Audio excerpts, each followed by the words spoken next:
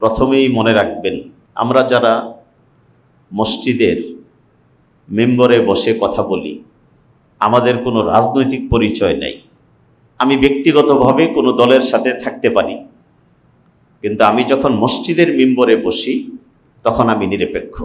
দলীয়ভাবে আমি নিরপেক্ষ, আর ধর্মের দৃষ্টিকোণ থেকে আমি শতভাগ ইসলামের পক্ষে। এই জন্য আমরা যারা মেম্বরে বসি, আমাদের কথা সবসময় যেই সরকার ক্ষমতায় থাকে তার বিরুদ্ধে যায়। কারণ যেই সরকারের পতন হয়ে যায় তারা তো আর নতুন করে ইসলামের বিরুদ্ধে কিছু করতে পারে না। এজন্য আমরা যারা মেম্বরে কথা বলি, আমরা সবসময় বিপদে থাকি। এটাই হলো স্বাভাবিক অবস্থা। আল্লাহ সুবহানাহু ওয়া তাআলা তার হাবিবকে বললেন, হে নবী আপনি বলুন, আল্লাহুম্মা মালিকাল মুলক। আল্লাহ তাআলা হলেন এই ক্ষমতার মালিক। আমরা যে রাজত্ব নিজেদের করায়ত্ত করি, মনে করি যে এটার একচ্ছত্র মালিকানা আমার। আল্লাহ তাআলা বলেন এটা আসলে তোমার মালিকানা নয়, তোমার ক্ষমতা নয়। আল্লাহুম্মা মালিকাল মুলক। আল্লাহ হলেন এই রাজত্ব, এই ক্ষমতার মালিক। তুতিল মুলকা মান তাশা ওয়া তানজিউল মুলকা মিম্মান তাশা। তিনি যাকে ইচ্ছা ক্ষমতা দান করেন, আর আল্লাহ তাআলা যখন চান কারো কাছ থেকে ক্ষমতা ছিনিয়ে নেন। এটা হলো আল্লাহ তাআলার নিজাম, আল্লাহর বিধান। তুতিল মুলকা মান তাশা ওয়া তানজিউল মুলকা মিম্মান তাশা। তিনি যাকে ইচ্ছা রাজত্ব দান করেন, আর যার কাছ থেকে ইচ্ছা তিনি ক্ষমতাকে ছিনিয়ে নেন। ওয়া তুইজ্জু মান তাশা ওয়া তুযিল্লু মান তাশা। তিনি যাকে ইচ্ছা সম্মানিত করেন, আর তিনি যাকে ইচ্ছা অপদস্থ করেন, লাঞ্ছিত করেন। বিয়াদিকাল খায়র। ও আল্লাহ, কল্যাণ আপনার নিয়ন্ত্রণে, সমস্ত কল্যাণের মালিক আপনি। ইন্নাকা আলা কুল্লি শাইইন কাদির। আপনি সর্বময় ক্ষমতার অধিকারী। এর বাহিরে আর কারো ক্ষমতা নাই। একমাত্র ক্ষমতার মালিক হলেন আল্লাহ সুবহানাহু ওয়া তাআলা। আল্লাহর ক্ষমতা কতটা বেশি তারও একটু বর্ণনা আল্লাহ তাআলা দিয়েছেন। তুলিজুল লাইলা ফিন নাহার ওয়া তুলিজুন নাহারা ফিল লাইল। ও আল্লাহ, আপনার ক্ষমতা তো এত বেশি, আপনি রাতকে দিনের ভিতরে আর দিনকে রাতের ভিতরে আপনি ঢুকাইয়া দেন।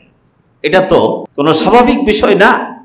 এমন অন্ধকারাচ্ছন্ন রাতকে আল্লাহ তাআলা দিনে প্রবিষ্ট করালেন, আর এই আলোকিত দিনকে আল্লাহ তাআলা রাতে প্রবেশ করালেন। ওয়া তুখরিজুল মাইয়িতা মিনাল হাই। আল্লাহ তাআলা বলেন, হে নবী আপনি বলে দেন, হে আল্লাহ, আপনার ক্ষমতা এরকম যে আপনি মৃত জিনিস থেকে জীবিতকে বের করেন, আর জীবিত থেকে মৃতকে আপনি বের করেন। জীবিত মুরগি, তার ভিতর থেকে মৃত ডিম বের হয়ে আসে। মুরগি তো জীবিত, কিন্তু ডিম বের হয়ে আসছে, তার প্রাণ নাই। আবার এই মৃত ডিমের ভিতর থেকে আল্লাহ সুবহানাহু ওয়া তাআলা জীবিত মুরগির বাচ্চা বের করে আনেন। ওয়া তারযুকু মান তাশা বিগাইরি হিসাব।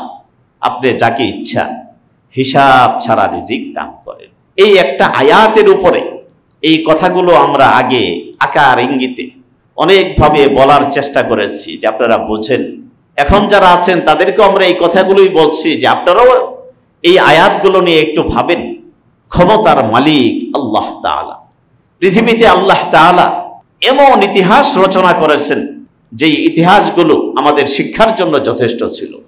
একজন ক্ষমতার দম্ভে অন্ধ হয়ে দাবি করে বসেছে, আনা রব্বুকুমুল আ'লা। আমি তোমাদের সবচেয়ে বড় রব, আমি তোমাদের সবচেয়ে বড় প্রভু। এত বড় দাবি করে বসলো কে? ফিরআউন। আল্লাহ সুবহানাহু ওয়া তাআলা হযরত মূসা এবং হারুনকে বললেন, যাও ইযহাবা ইলা ফিরআউন, তোমরা দুইজন ফিরআউনের কাছে যাও। ফাকুলা লাহু কাওলাল লাইয়িনা, এই দুইজনকে গিয়ে নরম করে বোঝাও। রব হওয়ার দাবি, প্রভু হওয়ার দাবি একমাত্র এটা আল্লাহর জন্য সংরক্ষিত। এই দাবি আর কেউ করতে পারে না।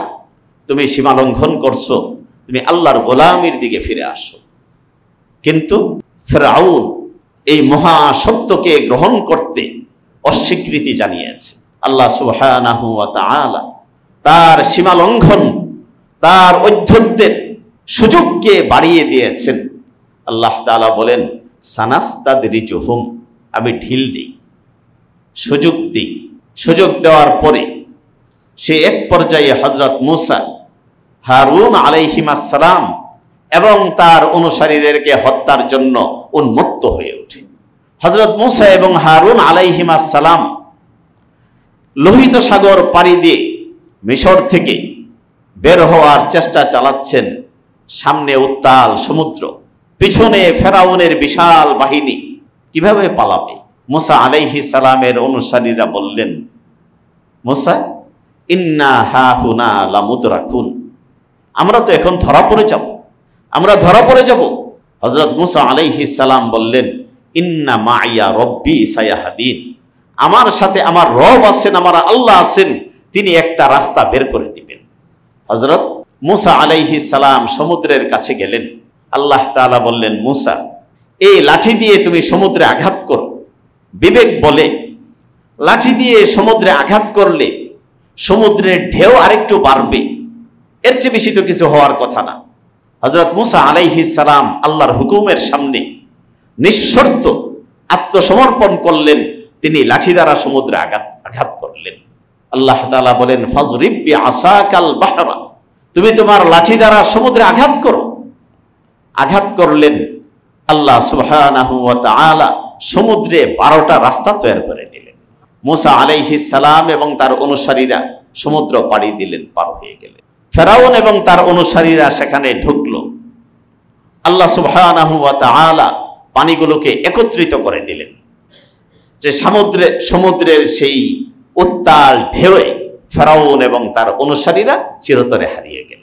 আল্লাহ তাআলা বলেন, ফাআগরাকনাহু ফিল বাহর, আমি তাকে সমুদ্রে নিমজ্জিত করলাম, ডুবাইয়া দিলাম, ইতিহাস থেকে তার নাম নিশানা আমি মুছে দিলাম। এই ইতিহাস আল্লাহ কেন রাখলেন আমাদের সামনে? যেন ভবিষ্যতে আমরা একটু সতর্ক হই। নমরুদ ইব্রাহিম আলাইহিস সালামের সময়ে এসে নিজেকে খোদা দাবি করল। হযরত ইব্রাহিম তাকে বুঝাইলেন, আরে তুমি কেন খোদা দাবি করো? খোদা তো ওই সত্তা, আল্লাহ তো ওই জাত যিনি মানুষকে হায়াত দেন, মওত দেন। নমরুদ বলে, আমিও তো হায়াত দেই, মওত দেই। আমি কেমনে হায়াত দেই, কেমনে মওত দেই বোঝো না? এখন তোমারে বুঝাইতাছি। আয়না ঘর থেকে 2 জনরে বাইর করে নিয়ে আসছে। আয়না ঘর থেকে 2 জনকে বের করে এনে একজনকে বলল, তারে গুলি কইরা মারস, তারে গুলি কইরা মারা হলো। তাকে পতেঙ্গা নিয়ে সমুদ্রের তলদেশে ডুবাইয়া দেওয়া হলো। আর আরেকজনকে বলল, তারা ছেড়ে দাও, তার মার কাছে সে ফেরত যাবে। এখন একজনকে ছেড়ে দিল, আরেকজনকে হত্যা করলো, আর মানুষকে দেখাইলো, দেখো আমার কত ক্ষমতা, আমি একজনকে জীবন দিয়েছি আর আরেকজনকে আমি মৃত্যু দিয়েছি। এটা কার কাজ? নমরুদের কাজ। আমরা কি দৃশ্য দেখেছি, আল্লাহ মাফ করুন, এরকম ভয়াবহ দৃশ্য একজন লোক, একজন মানুষ হিসাবে আমি শুধু তার কথাটা বলছি। এটা অনেকে জানেন যে ব্যক্তিগতভাবে শুধু আমার না, আমাদের অনেকের সাথে কিছু চিন্তাগত পার্থক্য তাদের আছে। অধ্যাপক গোলাম আজম সাহেবের ছেলে ব্রিগেডিয়ার আমানুল্লাহিল আজমি, ওনার এই কথাটা উনি বলছেন যে আমি আয়না ঘরে আমার গামছা দিয়ে চোখের এত পানি মুছেছি, এই পানিকে যদি এক জায়গায় জমা করা হতো, একটা বড় দিঘি পানিতে পরিপূর্ণ হয়ে যেত। 11টা বছর একটা মানুষ এরকম নির্জন একটা জায়গায় কোনোদিন আজানের আওয়াজ শুনে নাই, সূর্যের আলো দেখে নাই, চাঁদের কিরণ দেখে নাই। এরকম অবস্থায় এরকম একটা মানুষ না, এরকম শত শত মানুষ সেখানে। নমরুদ সীমালঙ্ঘন করল। সীমালঙ্ঘন করার পরে হযরত ইব্রাহিম খলিলুল্লাহ আলাইহিস সালাম বোঝানোর চেষ্টা করলেন যে, নমরুদ, তুমিও আল্লাহর গোলাম, আমিও আল্লাহর গোলাম, চলো আমরা আল্লাহর গোলামি করি। নমরুদ তার অহংকার, তার ঔদ্ধত্য সীমালঙ্ঘন করল। সে হযরত ইব্রাহিম খলিলুল্লাহকে আগুনে পোড়াইয়া মারতে চাইল। আল্লাহ সুবহানাহু ওয়া তাআলা তাকে শেষ করার জন্যে সামান্য ল্যাংড়া মশা পাঠাইয়া দিলেন। এই ল্যাংড়া নাক দিয়া ঢুকলো, ঘটনা সবাই জানেন, তার কাজ এমনি এমনি শেষ হয়ে গেছে। আল্লাহ তাআলা দুনিয়ার মানুষকে দেখাইলেন যে আমি আল্লাহ চাইলে তোমার ক্ষমতা এক মুহূর্তে তোমার কাছ থেকে ছিনিয়ে নিতে পারি, আর আমি চাইলে কোনো অবহেলিত অবজ্ঞার শিকার মানুষের হাতেও ক্ষমতা তুলে দিতে পারি। আল্লাহ তাআলা বললেন, আল্লাহুম্মা মালিকাল মুলক। আল্লাহ তাআলা হলেন রাজত্বের মালিক, ক্ষমতার মালিক আল্লাহ, আর কেউ ক্ষমতার মালিক না। এই বিশ্বাস যখন একজন শাসকের অন্তরে থাকবে, তখন এই শাসক তার শাসিত, তার অধীনস্থ কোনো মানুষের উপরে জুলুম অত্যাচার করতে পারে না। কারণ একদিন এই জনতার কাতারে আমাকে দাঁড়াতে হবে, এই জনগণের সামনাসামনি আমার হতে হবে, মুখোমুখি হতে হবে। এই বিশ্বাস একজন শাসককে রাখতে হয়। এটা তো গেল তাদের শিক্ষার বিষয়। আমি চলে গেলাম, আমার দলের হাজার হাজার নেতা কর্মীকে আমি বিপদে ফেলে গেলাম, আমি যাদেরকে গুলি করার নির্দেশ দিলাম তাদেরকে বিপদে ফেলে গেলাম। সবচেয়ে দুঃখজনক যে বিষয়, সাধারণ পুলিশ, এরা তো হুকুমের গোলাম, এদের বসরা অফিসাররা যা বলেন তারা তাই করতে বাধ্য হয়। কিন্তু মনে রাখবেন, আসলে আপনি বাধ্য না, আপনি বাধ্য না। আপনি বাদাম বিক্রি করে খান, আপনি চা বিক্রি করে খান, আপনি রিক্সা চালিয়ে খান, আপনি কেন মানুষ হত্যা করে খাবেন? এজন্য এই সাধারণ পুলিশ যারা, তাদের প্রতি আমাদের একটা সহানুভূতির দৃষ্টি রাখবেন। তারা ভুল করেছে, ভুল করলেও তাদের কাছ থেকে প্রতিশোধ নেওয়া এটা আমাদের উচিত হবে না। তারা যেরকম গুলি চালিয়ে ভুল করেছে, এখন আমরাও যদি তাদেরকে হত্যা করে আবার প্রতিশোধ নেই, আমাদের যেমন ছেলে মেয়ে ছিল, স্ত্রী সন্তান ছিল, তাদেরও তো স্ত্রী সন্তান আছে, তাহলে তো ঘটনা একই দাঁড়াইল। তারাও জুলুম করলো, আমরাও জুলুম করলাম, এটা করা যাবে না। নমরুদ এরকম ভয়াবহ পরিস্থিতি সৃষ্টি করলো, আল্লাহ তাকে ধ্বংস করে দিলেন। তো হযরত ইব্রাহিম খলিলুল্লাহ, আল্লাহ তাআলা তাকে হেফাজত করলেন, নমরুদকে ধ্বংস করলেন। ইতিহাস থেকে শিক্ষা নেওয়ার জন্য এখন যারা ক্ষমতায় আসছেন তাদের কাছে আমাদের অনুরোধ থাকবে, আমাদের দেশের ক্ষমতার চেয়ারটা অত্যন্ত আঠালো হয়, এটার নিচে আঠা লাগানো থাকে, এমন আঠা যে এটাতে যে বসে সে যদি চেয়ার থেকে উঠতেও চায়, চেয়ার কিন্তু তারে আর ছাড়ে না। এই যে বিষয়টা, এটা বড় ভয়ঙ্কর বিষয়। এই জন্য আপনাদের কাছে অনুরোধ থাকবে, আপনারা চেয়ারে যে বসছেন আগে দেখবেন চেয়ারের নিচে আঠা লাগানো আছে কিনা। কারণ যেই দেশের মানুষ আপনাদেরকে এই দেশ পরিচালনা করার জন্য, একটা সুষ্ঠু নির্বাচন উপহার দেওয়ার জন্য চেয়ারে বসাইছেন, আপনারা যদি আবার দীর্ঘমেয়াদে এই চেয়ারে থাকার পরিকল্পনা করেন, তাহলে আবার এই জনগণ আপনাদেরকে টাইনা এই চেয়ার থেকে নামাইবে। এটাই হলো বাস্তবতা। এটা এই জন্য বলা, এর আগে কিন্তু আমরা একটা এরকম সরকার দেখছি, ইমার্জেন্সি সরকার, 3 বছর বৈশা ছিল, এরপরে আবার সব দল এক হইয়া তাদেরকে টাইনা নামাইতে হয়েছে। এই জন্য একটু অনুরোধ থাকবে, আপনাদেরকে যেমন মানুষ সম্মানের সাথে শ্রদ্ধার সাথে চেয়ারে বসাইছেন, আপনারা দ্রুততম সময়ে নির্বাচন দিয়ে যেই ধরনের সরকার জনগণ চায়, কারণ আপনারা গণতন্ত্র প্রতিষ্ঠা করছেন, জনগণের চাওয়া এখানে চূড়ান্ত, একটা গণতান্ত্রিক সরকারের কাছে আপনারা দ্রুততম সময়ে নির্বাচন দিয়ে আপনারা সরে যাবেন। এই একটা বিষয় ওনাদের কাছে অনুরোধ থাকবে। আর অন্যান্য যারা ক্ষতিগ্রস্ত তাদের কাছে একটা অনুরোধ থাকবে, আপনারা ইসলাম থেকে শিক্ষা গ্রহণ করবেন। জনাবে মুহাম্মদ মুস্তাফা সাল্লাল্লাহু আলাইহি ওয়াসাল্লাম যখন মক্কা বিজয় করলেন, কোন মক্কা? যেটা আল্লাহর হাবিবের জন্মস্থান, যেই মক্কার আলো বাতাসে আল্লাহর হাবিব বেড়ে উঠেছেন, আল্লাহর হাবিবের শৈশব কৈশোর যৌবন যেই মক্কায় কেটেছে, সেই মক্কার মানুষ আল্লাহর হাবিবকে মক্কা ছাড়তে বাধ্য করেছে। 10 বছর আল্লাহর হাবিব মদিনায় ছিলেন, সেখানে প্রায় 8 বছর যাওয়ার পরে মক্কা বিজয়ের সুযোগ আল্লাহর হাবিবের হাতে এসেছে, মক্কা মুসলমানদের হাতে এসেছে।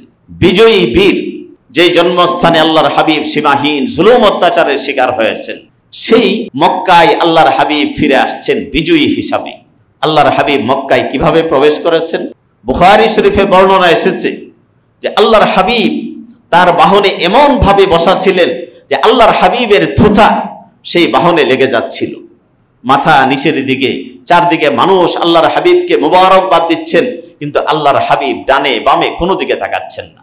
এমন বিনয়ীর বেশে আল্লাহর হাবিব মক্কায় প্রবেশ করেছেন। মক্কার মানুষের চরম আতঙ্ক, যারা এই লোকটাকে নামাজরত অবস্থায় তার পিঠের উপরে আমরা উটের ভুঁড়ি রেখে দিয়েছি, তার মুখে আমরা থুতু ছিটিয়েছি, তার সন্তানকে আমরা হত্যা করেছি, তার সাহাবাদের উপরে জুলুম অত্যাচার করেছি।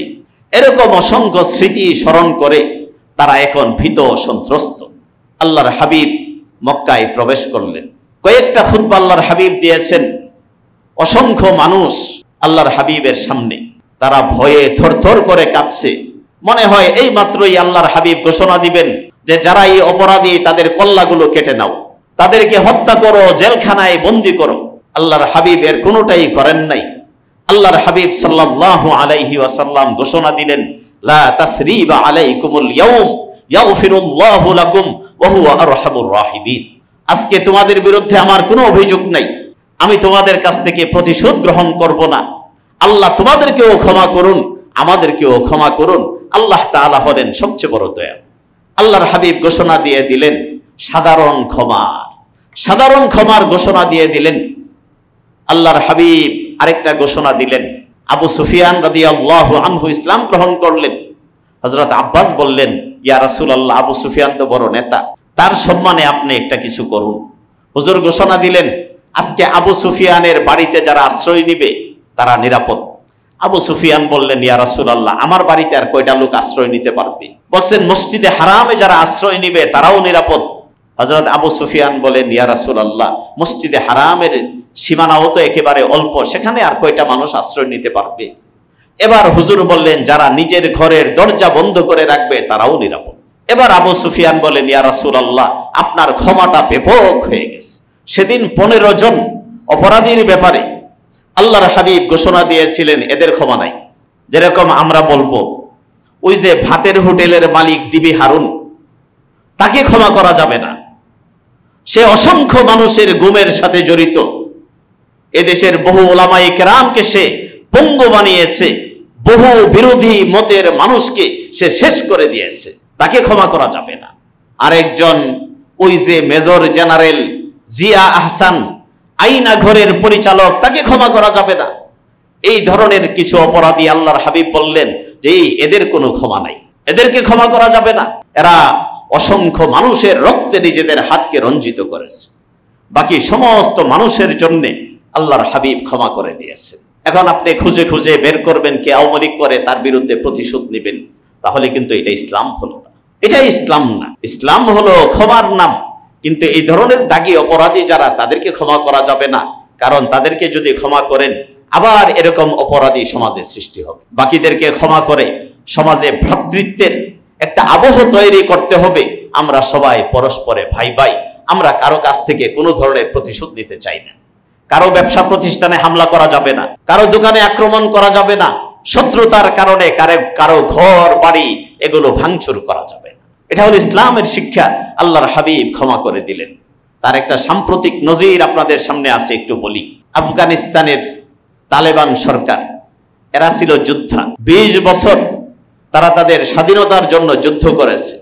সেই যুদ্ধে নেটো এবং আমেরিকা যাদেরকে ব্যবহার করেছে, আফগানিস্তানের একটা বিশাল সেনাবাহিনী ছিল। তারা তালেবানদেরকে ধরত, গুলি করত, হত্যা করত, আমেরিকাও হত্যা করত। হাজার হাজার তালেবান যোদ্ধা মুজাহিদ তারা শহীদ হয়েছেন এদের হাতে। তালেবান যখন ক্ষমতা গ্রহণ করল, তারা কি ঘোষণা করলো যে আগের আফগান সরকারের যত সৈন্য তাদের সবাইকে ক্ষমা করে দেওয়া হয়েছে। অথচ তারাই এতদিন তালেবানদেরকে হত্যা করেছে। এখন চাইলে একটা একটা করে ধরে এরকম ছুরি দিয়ে জবাই করতে পারত, সব ক্ষমা করে দিয়ে। সেই সরকারের সকল পুলিশকে ক্ষমা করেছে, সব মাফ। তাদের বিরুদ্ধে কোনো প্রতিশোধ নেওয়া হয় নাই। ওই সরকারের যত আমলা, কর্মকর্তা, কর্মচারী সবাইকে ক্ষমা করেছে। এখন আপনার আফগানিস্তানে কি হয়েছে? পৃথিবীর কোনো দেশ তাদেরকে স্বীকৃতি দেয় নাই। স্বীকৃতি না দিলেও তারা অত্যন্ত সফলতার সাথে রাষ্ট্র পরিচালনা করছে। সেখানে আপনার কোনো সহিংসতা নাই, নিরাপত্তাহীনতা নাই। আমরা মিডিয়াতে কিছু আজগুবি কাহিনী দেখি যে সেখানে নারীদেরকে বস্তার মধ্যে বাইন্দা নদীতে ফালাই দিতেছে। এই ধরনের খবর আমাদের মিডিয়া লেখে। এই কুলাঙ্গার এই মিডিয়াগুলো যারা এতদিন জুলুমের সহযোগী ছিল, আপনার সেখানে আলহামদুলিল্লাহ এমন সুন্দর ব্যবস্থা তারা করছে যে সেখানে আপনার মহিলাদের জন্য আলাদা মার্কেট, সেখানে ক্রেতা মহিলা, বিক্রেতা মহিলা। আপনার সেখানকার সরকার সেই মার্কেটে নিরাপত্তা দিচ্ছে। এমন একটা মার্কেট যদি আমাদের দেশে হতো, এটা কি ভালো হতো না? যে নারী পুরুষ একসাথে আপনার ধাক্কাধাক্কি করবে, ফলে পুরুষও নির্লজ্জ হবে, নারীও নির্লজ্জ হবে। এই পরিবেশ তো মুসলমান চাইতে পারে না। নারী পুরুষের অবাধ মিলন, এটাকে ইসলাম সমর্থন করে না। তারা আলাদা করে দিল। তারা কিছুদিন মেয়েদের শিক্ষাকে বন্ধ রেখেছিল, তারা এখন কি করলো? মেয়েদের জন্য আলাদা স্কুল করে দিল। মেয়েরা আলাদা স্কুলে পড়বে, ছেলেরা আলাদা স্কুলে পড়বে। তাহলে একটা ইজ্জত সম্মান, ছোটবেলা থেকে একটা মেয়ে বুঝবে আমি মেয়ে, আমার সম্মান, আমার সতীত্ব, আমার সম্ভ্রম এটা অত্যন্ত দামি। সে এটাকে আলাদা হেফাজত করছে, সে একটা আলাদা অনুভূতি নিয়ে বড় হচ্ছে। এইভাবে তারা করছে। তো তারা যেই কাজটা করেছে, সাধারণ ক্ষমা, ক্ষমার চেয়ে বড় কোনো বিষয় দুনিয়াতে নাই। প্রতিশোধ তো ক্ষমতাসীনরা নিতে পারে, কিন্তু ক্ষমা সবাই করতে পারে না। এজন্য ক্ষমার এই গুণকে এটা আমাদের গ্রহণ করতে হবে। প্রতিশোধের মানসিকতা এটা থেকে আমাদের বেরিয়ে আসতে হবে। আরেকটা কথা আপনাদেরকে বলি বিক্ষিপ্তভাবে, অনেকগুলো কথাই বলা হচ্ছে। সেই কথাটা হলো যে আপনাদের মাধ্যমে আমরা আসলে মূলত বর্তমান সরকারকে বলবো, এটা আমি এই আশঙ্কা থেকে বলছি। আগে যখন একটা অন্তর্বর্তীকালীন সরকার আসছিল ফখরুদ্দিন মঈনুদ্দিনের উদ্যোগে, এই তাদের নেতৃত্বে আসছিল, তখন কোরআন বিরোধী একটা আইন তারা এস্টাবলিশ করার জন্য সীমাহীন চেষ্টা করেছিল। সেটা হলো ওই যে আপনার সম্পত্তি বন্টনের যে ইসলামের যে নীতিমালা, এই নীতিমালাটাকে পরিবর্তন করার জন্য তারা উঠে পড়ে লেগেছিল। ফখরুদ্দিন আর মঈনুদ্দিন, মনে আছে আপনাদের নাকি? অনেকের একটু ভুলে গেছে। তারা তখন এই আইনটা, তো আমরা তখন ওই আইন যেন পাস না করতে পারে এটার জন্য আমাদেরকে আন্দোলন করতে হয়েছিল। সেই আশঙ্কা থেকে আমাদের এই বর্তমান সরকারের কাছে আমরা খুব বিনয়ের সাথে অনুরোধ করব যে আপনাদের প্রতি আমরা অত্যন্ত শ্রদ্ধাশীল। এটা ওই সময় পর্যন্ত, যত সময় পর্যন্ত আপনারা আল্লাহর কোরআন এবং রাসূলের সুন্নাহর বিরুদ্ধে কোনো কাজ না করবেন। যদি আপনাদের দ্বারা আল্লাহর কোরআন এবং রাসূলের সুন্নাহর বিরুদ্ধে কিছু হয়, তাহলে আপনাদের প্রতি আমাদের যে শ্রদ্ধা এটা ওই জায়গায় শেষ হয়ে যাবে। কারণ আল্লাহর আইন, আল্লাহর কোরআন, রাসূলের সুন্নাহর উপরে আমরা দুনিয়ার কোনো কিছুকে জায়গা দিতে পারি না। আল্লাহর নাফরমানি হবে আর আমরা সেই নাফরমানদের আনুগত্য করবো, এটা হবে না। এই জন্য আপনারা সচেতন থাকবেন যেন কোনোভাবেই কোরআন সুন্নাহ বিরোধী কোনো কাজ কেউ আপনাদের দ্বারা না করাইতে পারেন। এই বিষয়গুলো যদি আমরা একটু আমাদের স্মরণে রাখি, এটা আমাদের জন্য অত্যন্ত কল্যাণকর হবে এবং ভালো হবে। আল্লাহ তাআলা আমাদেরকে এই কথাগুলো বোঝার, আমল করার তৌফিক দান করুন। আমিন। ওয়া আখিরু দাওয়ানা আলহামদুলিল্লাহি।